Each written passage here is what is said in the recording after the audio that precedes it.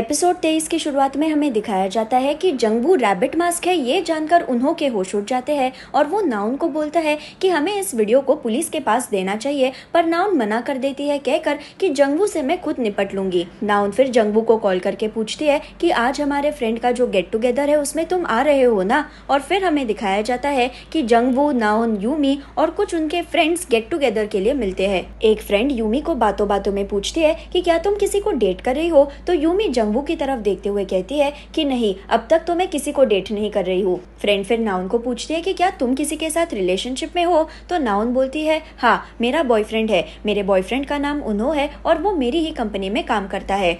उन्हो के बारे में बताते हुए नाउन जानबूझकर जंगवू की तरफ देखती है और उन्हो का नाम सुनते ही जंगवू को गुस्सा आता है, पर उन्हो नाउन का बॉयफ्रेंड है ये जानकर जंगवू का दिमाग खराब हो जाता है, लेकिन वो सबके सामने कुछ बोल नहीं पाता।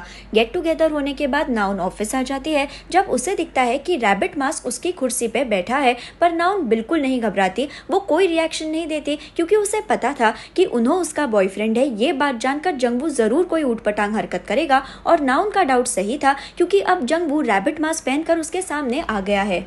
नाउन रैबिट मास्क पहने हुए जंगवू को पूछती है कि तुम फिर से आ गए, तुमने ही मुझे शू फैक्ट्री में मारने की कोशिश की थी ना, पर बहुत बुरा हुआ कि तुम मुझे मार नहीं सके, और जंगवू नाउन को धक्का मार देता है। नाउन जंगवू को बार बार प्रोवोक करते हुए कहती है कि क्या हुआ, रुक क्यों गए तुम, आओ मुझ पे अटैक करो, और जंगवू नाउन का गला दबाने जाता है, पर उतने में वहाँ उन्हो आता है और उन्हो जंगवू को जोर से पंच मार देता है। जंगवू साइड में गिर जाता है और नाउन जंगवू का मास्क उतार देती है। नाउन बोलती है कि बस करो जंगवू, तुम्हारा ये ड्रामा रोक दो, और जंगवू हैरान होकर पूछता है कि तुम्हें कब से पता है कि मैं रैबिट मास्क हूँ।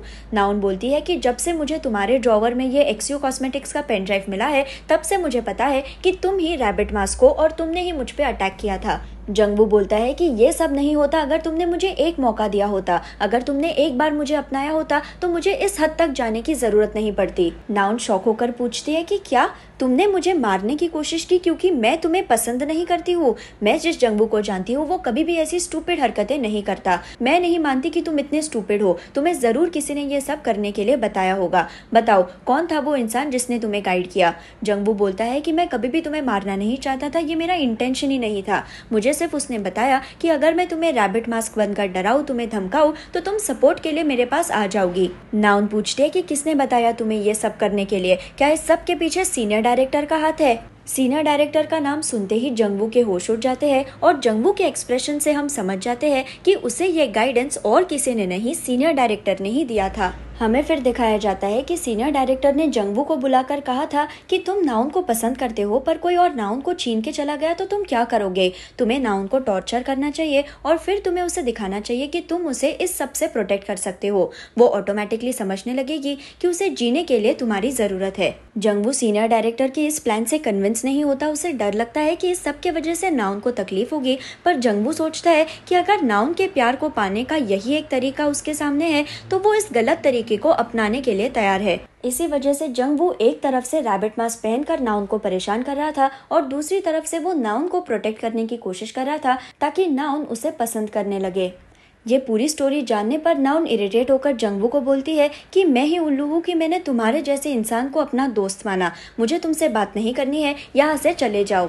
यहाँ सीनियर डायरेक्टर यूमी से बात करते हुए कहती है कि लोग हमेशा मुझे बोलते हैं कि नाउन उन्हें मेरी तरह लगती है, पर मैं ये बात नहीं मानती। मुझे लगता है कि यूमी तुम मेरे जैसी हो, मुझे लगता है कि हमें साथ में काम करना चाहिए क्योंकि हम बहुत अच्छे पार्टनर्स बन सकते हैं।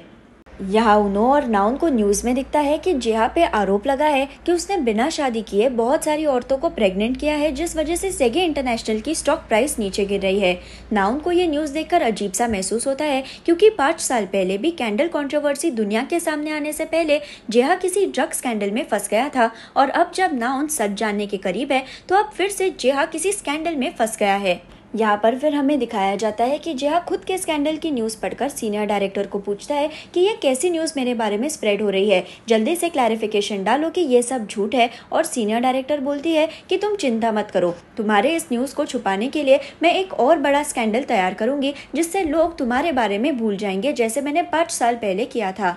हमें फिर दिखाया जाता है कि 5 साल पहले सीनियर डायरेक्टर ने जेहा के बारे में न्यूज़ स्प्रेड की थी कि वो ड्रग्स यूज करता है और ये कोरिया में एक बहुत बड़ा मैटर बन गया था। जेहा पैनिक हो रहा था क्योंकि उसका रेप्यूटेशन खराब हो गया था और उस वक्त सीनियर डायरेक्टर ने जेहा को कहा था कि मैं तुम्हें हेल्प कर सकती हूँ, मैं तुम्हारे इस ड्रग स्कैंडल को एक और बड़े स्कैंडल से छुपा सकती हूँ, लेकिन उसके बदले में तुम्हें मुझे प्रमोशन देना होगा, तुम्हें मार्केटिंग टीम को थोड़े टाइम के लिए काम से निकाल देना होगा और स्कैंडल शांत होने पर फिर से उन्हें कंपनी में लेना होगा। जेहा के पास उस वक्त कोई ऑप्शन नहीं था, इसलिए वो सीनियर डायरेक्टर की बात मान लेता है और जेहा के ड्रग स्कैंडल को छुपाने के लिए सीनियर डायरेक्टर ने दाउन के कैंडल ब्रांड का स्कैंडल सबके सामने लाया, जिस वजह से नाउन को बहुत तकलीफ हुई। सीनियर डायरेक्टर ने उस वक्त अपने एक आदमी को बताया था कि कुछ ऐसा करो जिससे नाउन डर जाए। आदमी को पता था कि सीनियर डायरेक्टर नाउन को कैंडल कंट्रोवर्सी में फंसाने वाली है, इसलिए आदमी दाउन के कैंडल शॉप पे नजर रखने जाता है। उसे दिखता है कि दाउन के कैंडल शॉप को आग लग गई है और दाउन की सहेलियां उसे बचाने की कोशिश कर रही है,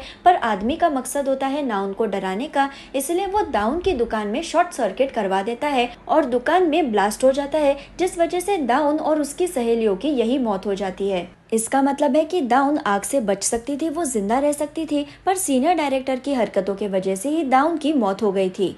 हम फिर से अभी के टाइम में आते हैं, जहां सीनियर डायरेक्टर जेहा से बात करके ऑफिस से बाहर आती है और यूमी सीनियर डायरेक्टर को पूछती है कि तुम इस स्कैंडल को कैसे सॉल्व करोगी। सीनियर डायरेक्टर हंसते हुए जवाब देती है कि सॉल्व क्या, मैंने ही इस मैटर को न्यूज में लाया है, अब जेहा के इस स्कैंडल को छुपाने के लिए मैं इससे भी बड़ा मैटर तैयार करूंगी। यूमी, तुम मुझसे सीख लो कि मैं कैसे अपने रास्ते से लोगों को हटाती हूँ, क्योंकि तुम्हें भी इससे फायदा होगा। इस सीन को देखकर हम समझ जाते हैं कि सीनियर डायरेक्टर अपने फायदे के लिए मीडिया वालों को कोई भी न्यूज बेच देती है, वो अपने पावर को प्रोटेक्ट करने के लिए किसी भी हद तक जा सकती है। यहाँ नाउन सोचती है कि अगर उसे सीनियर डायरेक्टर को खत्म करना है तो उसके पास कुछ ऐसा होना चाहिए जो सीनियर डायरेक्टर को चाहिए। अब इस वक्त सीनियर डायरेक्टर को जेहा की सबसे ज्यादा जरूरत है और इसलिए नाउन अपनी टीम को जेहा पे रिसर्च करने के लिए कहती है, ताकि वो जेहा के बारे में जान सके और उसकी इंफॉर्मेशन इस्तेमाल कर सके। उतने में वहाँ सीनियर डायरेक्टर और यूमी आ जाते हैं और सीनियर डायरेक्टर नाउन को कहती है कि अच्छा, तुम ऑलरेडी प्लानिंग कर रही हो, लेकिन मुझे नहीं लगता कि तुम्हें ये सब करने की ज़रूरत है, क्योंकि कंपनी तुम्हें काम से निकाल रही है तुम्हारे स्कैंडल की वजह से, जिसके बारे में तुम्हें न्यूज़ से ही पता चलेगा। और सीनियर डायरेक्टर नाउन को कंपनी छोड़ने का लेटर देती है। सीनियर डायरेक्टर कहती है कि तुम्हें लग रहा होगा कि कंपनी से निकलने पर तुम्हारी प्रॉब्लम्स खत्म हो जाएगी, पर नहीं, मैं तुम्हें तब तक नहीं छोड़ूंगी जब तक तुम पूरी तरह से बर्बाद नहीं हो जाती।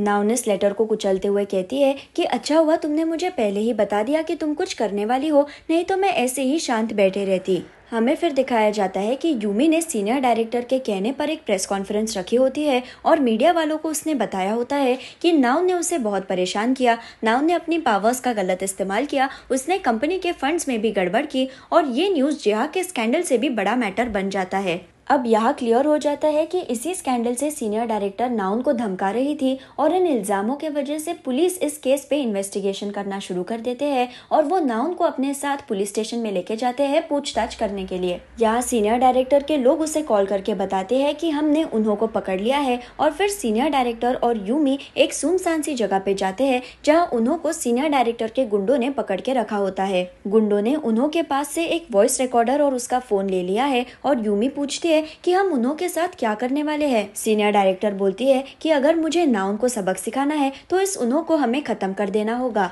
यहाँ पे ये सीन कट होता है और फिर हमें दिखाया जाता है कि ऑफिस में ली, लेक्स और जेनी पैनिक हो रहे होते हैं, क्योंकि एक साइड पे नाउन को पुलिस पकड़ के लेके गई है, दूसरी साइड पे उन्हों गायब हो गया है और उतने में वहाँ नाउन आ जाती है। नाउन ली को पूछते हैं कि क्या तुमने वो प्रेजेंटेशन तैयार किया है जिसके बारे में मैंने तुम्हें बताया था। तो ली बोलती है हाँ, मैंने प्रेजेंटेशन तैयार करके रखा है, पर मुझे अभी भी ये समझ में नहीं आ रहा है कि तुम इस सिचुएशन के बीच प्रेजेंटेशन के बारे में कैसे सोच सकती हो। नाउन बोलती है कि ये प्रेजेंटेशन इम्पोर्टेंट है क्योंकि ये हमारा आखिरी प्रेजेंटेशन होने वाला है और यहाँ पर ये सीन कट हो जाता है। हमें फिर यहाँ पे पहले का सीन दिखाया जाता है जहाँ उन्हों ली, लेक्स और जेनी को बताता है कि वो खुद को सीनियर डायरेक्टर के गुंडों से किडनैप करवाएगा ताकि वो सीनियर डायरेक्टर के खिलाफ कोई प्रूफ कलेक्ट कर सके और यहाँ पर एपिसोड 23 खत्म हो जाता है। अगर आपको मेरा वीडियो पसंद आए तो उसे लाइक जरूर कीजिए और मेरे चैनल को सब्सक्राइब करना ना भूले। Thank you.